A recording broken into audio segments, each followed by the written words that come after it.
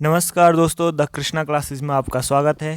ताज़ा एवं तथ्यात्मक जानकारी के लिए आप हमसे जुड़े रहे। आज हम आपको आज की ताज़ा अपडेट शेयर करते हैं।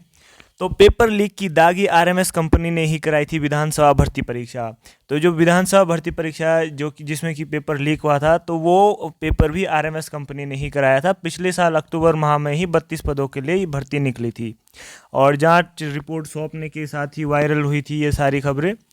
तो जांच रिपोर्ट सौंपने की खबरें वायरल हुई थी। जो स्पीकर है रितु खंडूड़ी ने उन खबरों का खंडन किया है, उनको अफवाह बताई है। तो कृपया आप अफवाह पे ना जाएं।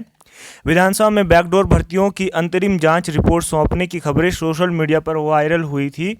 तो विधानसभा अध्यक्ष रीति खंडूड़ी भूषण ने इसका खंडन किया है। उन्होंने इसे कोरी अफवाह बताया है। हालांकि स्पीकर ने यह संभावना जताई है कि 1-2 दिन के भीतर जांच के लिए गठित विशेषज्ञ समिति अपनी अंतरिम रिपोर्ट सौंप देगी। तो समिति को बैठाया गया है, वो जांच करेगी और अपनी अंतरिम रिपोर्ट 1-2 दिन के अंदर अंदर वो दे देगी। तो नकल कराने वाले 12 संदिग्ध दारोगाओं का पता चला है। ओहो, अब पुलिस भी जांच के दायरे में आ चुकी है। 12 ऐसे दारोगा है जिनको संदिग्ध रूप से वो जांच के दायरे में आ चुके हैं। विजिलेंस जांच में नकल की पुष्टि हुई तो दारोगाओं पर भी दर्ज हो सकता है मुकदमा। और ये जो 2015 बैच के दारोगा है उन पर कार्रवाई की संभावनाएं है। तो ये बहुत बड़ी बात है कि अब पुलिस के जो दारोगा है वो भी आपकी जांच के दायरे में आएगा। तो ये सभी एसटीएफ के द्वारा कार्रवाई की जा रही है। हम उम्मीद करते हैं कि कार्रवाई ऐसे ही तेज़ी से होते रहेगी और जो कुछ भी किसी ने भी कुछ गड़बड़ करा है उन सबको पकड़ा जाएगा। नर्सिंग पदों पर वर्षवार भर्ती की अड़चनें शीघ्र दूर होगी।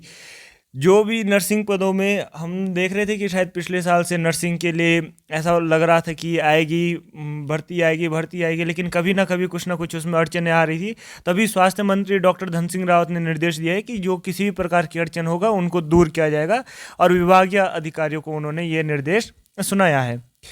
आगे देखिए, महिला आरक्षण निरस्त होना सरकार की असफलता। ये नेता प्रतिपक्ष ने कहा है कि सरकार ने नहीं किया तो कांग्रेस विधानसभा सत्र में लाएगी बिल कि महिला आरक्षण निरस्त नहीं होना चाहिए। 30% क्षैतिज आरक्षण को हाईकोर्ट से रद्द किया जाना प्रदेश सरकार की असफलता है। ऐसा नेता प्रतिपक्ष का कहना है कि वो इसके महिला आरक्षण के पक्ष में अपने सही से विचार नहीं रख पाए हाईकोर्ट में, जिसका असर ये हुआ, रिजल्ट परिणाम ये निकला कि हाईकोर्ट ने ये जो महिला आरक्षण है उसको निरस्त कर दिया। ऐसा नेता प्रतिपक्ष का कहना है। तो इतने बड़े सिस्टम का क्या फ़ायदा जब वक्त पर दूर नहीं हो रही शिकायतें। ये सीएस यानी सीएम हेल्पलाइन की समीक्षा के दौरान मुख्य सचिव ने अफसरों को कसा। उनका कहना भी बिल्कुल सही है कि इतना बड़ा सिस्टम है तब भी आपकी समय रहते शिकायतें दूर नहीं हो रही। स्पेशल कभी हम सोचते कि कहाँ पे अधिकारियों को बैठाया जा रहा है, एकत्रित किया जा रहा है कि हम जनता दरबार खोल रहे हैं, शिकायतें आ रही है लेकिन उनको दूर नहीं किया जाता। तो ये भी अच्छा प्रयास है। आगे देखते हैं, फर्जी सूचियों से दुष्प्रचार कर रही कांग्रेस। भाजपा का ऐसा कांग्रेस पर आरोप है कि प्रदेश भाजपा ने कांग्रेस पर फर्जी। देखिए, ये जो दो पार्टियों का मामला एक दूसरे पर आरोप प्रत्यारोप ये लगा रहेगा, ये चलता रहता है। तो ऐसी चीज़ों से ज़्यादा आप इन चीज़ों पे ध्यान ना दें। अपना जो है, जैसे कि अभी अपडेट आया है, कल ही हमने लैब असिस्टेंट का अपडेट दिया था कि 6 महीने के अंदर अंदर एग्जाम होने वाले हैं। तो उस तरफ हम ध्यान देंगे, वो ज़्यादा हमारे लिए बेहतर होगा। 9 अक्टूबर को सीएम आवास घेरेगा उक्रांत। तो उत्तराखंड क्रांति दल ने प्रदेश में विभिन्न भर्तियों में गड़बड़ी की सीबीआई से जांच की मांग को लेकर 9 अक्टूबर को मुख्यमंत्री आवास घेरा का ऐलान किया है। तो इनकी ऐसी मांग है कि जो जांच है वो सीबीआई के स्तर पर हो। और ये कहीं ना कहीं थोड़ा सा तार्किक भी है, क्योंकि जब पुलिस के दारोगा ही जांच के दायरे में आ रहे हैं तो फिर थोड़ा सा, लेकिन सरकार अपने स्तर पर प्रयास कर रही है। अगर उन्हें लगेगा कि सीबीआई जांच आवश्यक है तो फिर सीबीआई को भी जांच सौंप दी जा सकती है। विधानसभा अध्यक्ष ने कहा कि भर्तियों की जांच रिपोर्ट जल्द मिलने की उम्मीद। रिपोर्ट के आधार पर ही होगा फैसला। विधानसभा में भर्ती के नियम सख्त होंगे, ये खंडूड़ी ने कहा है कि अब भविष्य के लिए नियम सख्त होंगे, लेकिन अभी भी कुछ ही दिनों में जो रिपोर्ट है वो आ सकती है। जांच प्रभावित नहीं हुई तो क्या माफ़ी मांगेगी मोहरा। तो ऐसा भी यहाँ पे फिर से आमने सामने हो चुके हैं दो नेता, एक पक्ष के एक विपक्ष के। तो ये इनका चलता रहता है।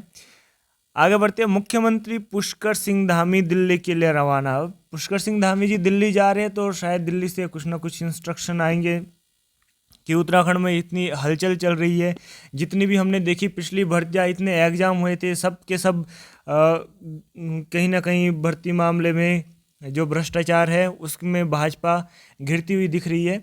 तो देखते हैं क्या मिलता है। लखीमपुर खीरी में भाजपा उत्तराखंड सह प्रभारी रेखा वर्मा के घर एक कार्यक्रम में भी शामिल हुए और दोपहर 2:45 बजे सीएम पंतनगर एयरपोर्ट से दिल्ली चले गए हैं, क्योंकि यहाँ पे उथल पुथल काफ़ी चल रही है उत्तराखंड की राजधानी में। तो सेंटर से क्या निर्देश मिलेंगे इसके लिए हम देखते हैं। तो ऐसे ही आप ताज़ा एवं तथ्यात्मक जानकारी के लिए जुड़े रहिए हमारे साथ द कृष्णा क्लासेज। और जैसा कि मैं एक बार फिर से रिपीट कर रहा हूँ कि जो लैब असिस्टेंट है, वन दारोगा लैब असिस्टेंट का जो एग्ज़ाम है वो 6 महीने के भीतर ही, ऐसा आयोग के उच्च अधिकारी ने कहा है। शायद सचिव या अध्यक्ष होने थे वो, तो वहाँ डिपार्टमेंट से बात हुई कि 6 महीने के अंदर अंदर एग्ज़ाम हो सकता है। उसके लिए हम डेली प्रैक्टिस क्विज, और ये मैं आपको अच्छी सूचना देना चाह रहा हूँ कि हो सकता है कुछ ही दिनों में हम 5 मिनट 25 खबर वाला 25 धमाका वो फिर से शुरू करने जाए, क्योंकि 6 महीने एक मैक्सिमम लिमिट है। एग्ज़ाम उससे पहले होने के चांसेज हैं। तो हम ये मान के चले कि मिनिमम हमारे पास 3 महीना होगा, तो 3 महीने का समय काफ़ी है।